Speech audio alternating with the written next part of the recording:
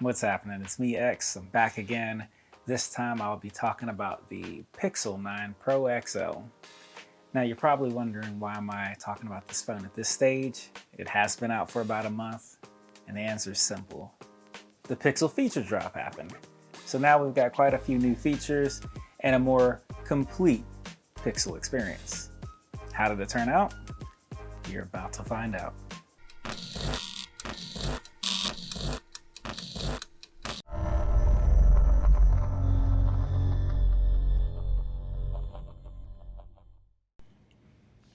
All right, first things first, let's get to this unboxing.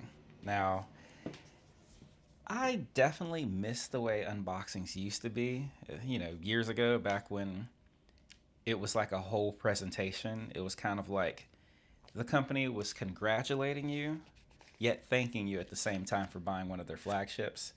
Like, it felt special. And nowadays it's not terrible, but I mean, it's pretty much the same for everybody. You get a phone, you get a charging cable, maybe a paper just talking about the phone a little bit, but it doesn't have the presentation that it used to have. And that's kind of sad.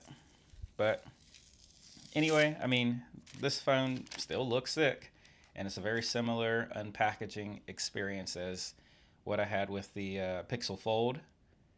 But I'm a fan. I do like it, and I get that they're trying to cut down on waste and whatnot, because we did throw all of that stuff away, so I get it. And another thing, I really like the way the Gemini logo kind of morphs into the Google logo on the startup. That's it. All right, so with this release, Google dropped quite a few features that are probably going to catch your eye. For starters, the Audio Magic Eraser is very similar to one of their competitors' brand new features, and essentially it just lets you focus on exactly what's in frame, and it can take out all of the background noise. So if you just want to focus on the voices, you can have that be a certain volume level. If you want to focus on the music, or turn the music down a little bit, if there's just clutter and noise in the background in general, then you can focus on that and take that completely out. Honestly, I think it's pretty cool. Among those features is the underwater and astrophotography modes. Now, the underwater setting is basically, it tunes it to make it a little bit more accurate and make the colors more rich, versus the astrophotography mode is like a version of night sight, where you can sit the phone down, it takes 5 seconds, and it brings those beautiful nighttime sky images to life. And now, speaking of night sight, it looks like Google's also been working with Instagram to bring that feature to the app as well. So therefore, at least when you're taking nighttime pictures, you're not losing any quality when posting to the gram.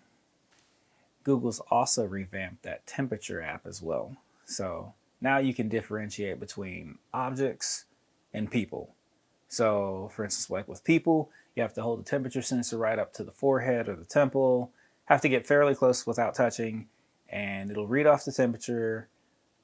I don't know how accurate it is. It seems fairly accurate, but it'll also save the results as well. So I guess if you think you're running a fever, you can try it and see.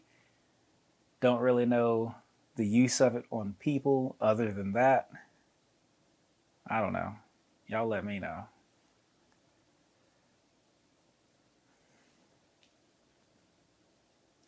Maybe if you hit a 3,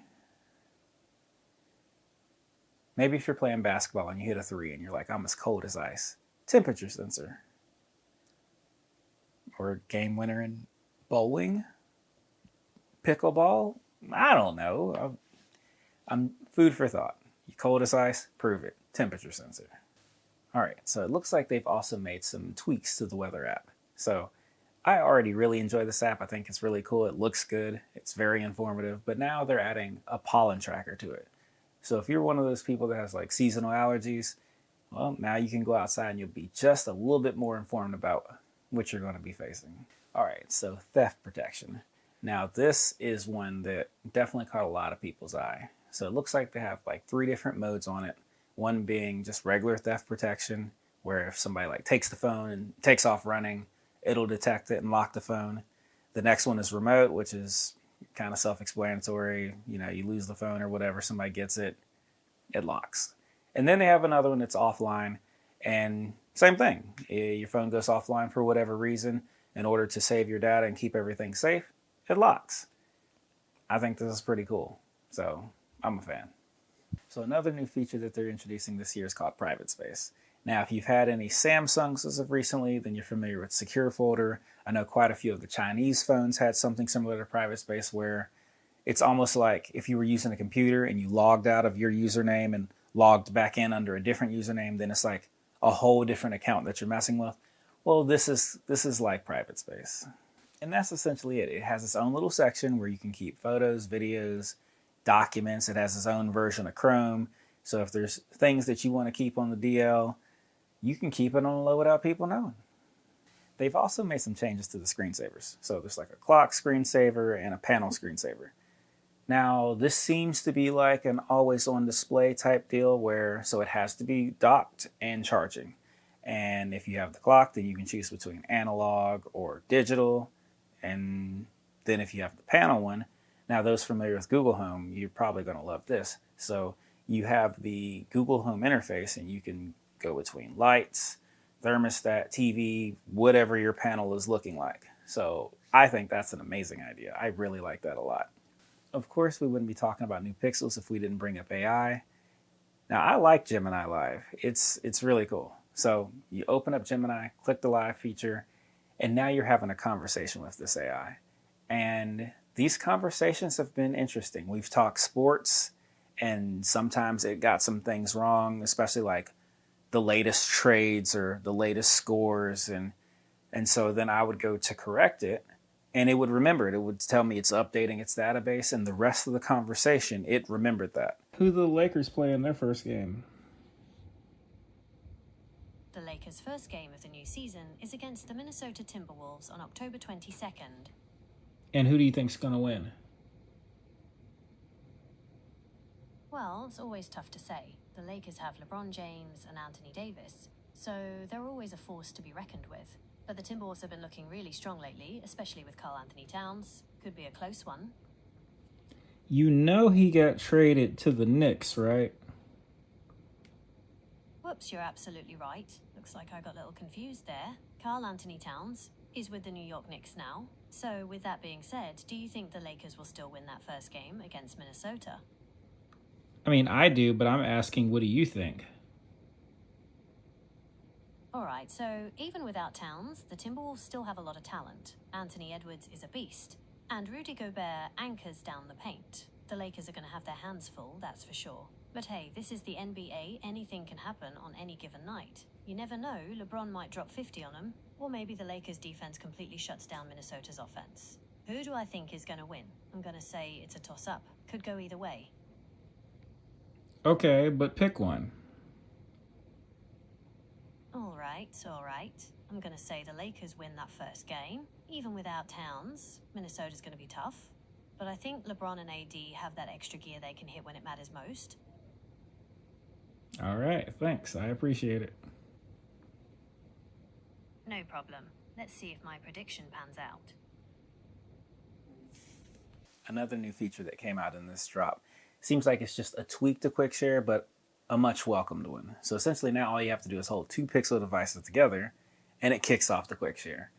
And well, I know iPhones have had this with AirDrop, and that is really weird to say. Oh, here's a new Android feature coming out, and it's like, yeah, well, you know, Apple's already had this with AirDrop, and that makes my head hurt. All right, so I liked a lot of the new things that we got in that Pixel feature drop, but we still got to talk about the camera. And man, is this thing world class. Like, it is easily one of the best cameras that you can have on a smartphone today. I don't know what it is. It's like you hit the button and you see that little processing wheel. Now the picture already looks good before it starts processing. But once it's done processing and all the Google wizardry is taking place, like chef's kiss. Like, this picture is fire. I did a little picture comparison test and just was going around downtown LA taking pictures, and I was very, very surprised with just how good this is. Now on to the features that came out before the drop, but they're still dope. So for instance, Add Me. Now this feature is basically for a group of friends where they have no one else there that can take the picture. So one person steps out, takes the picture, and then another person steps out and you can kind of see like the ghost data right there, and you just line them up, you take the picture, Google works their magic, they're in the photo.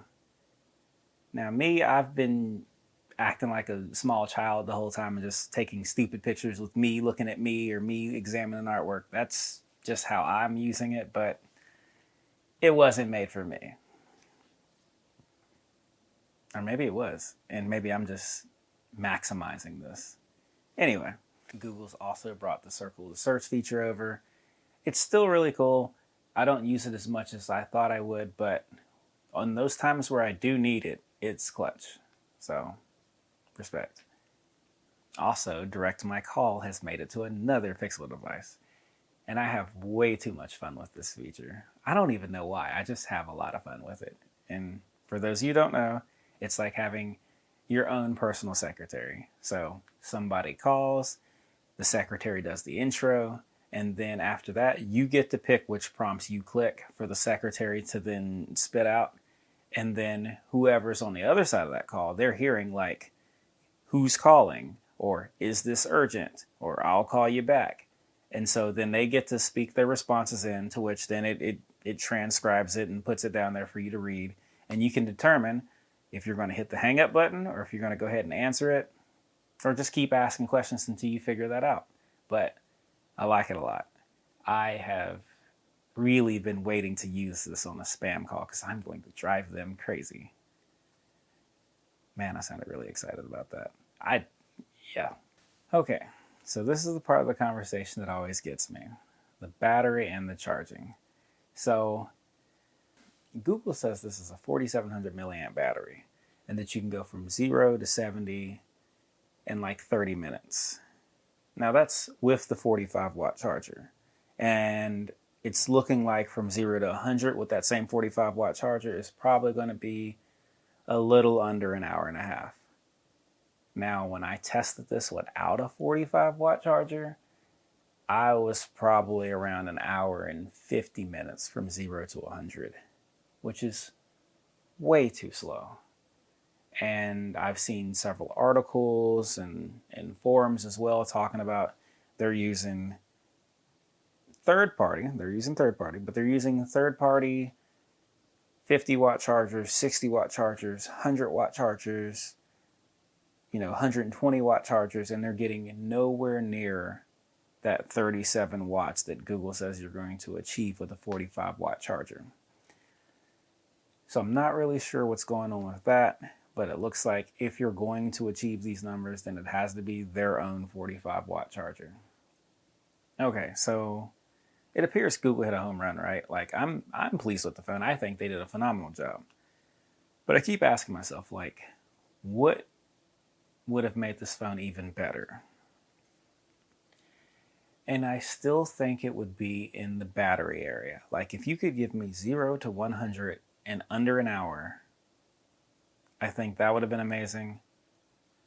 And also multitasking. Like I know I griped about that with the Pixel 9 Fold, and it's more so with that one.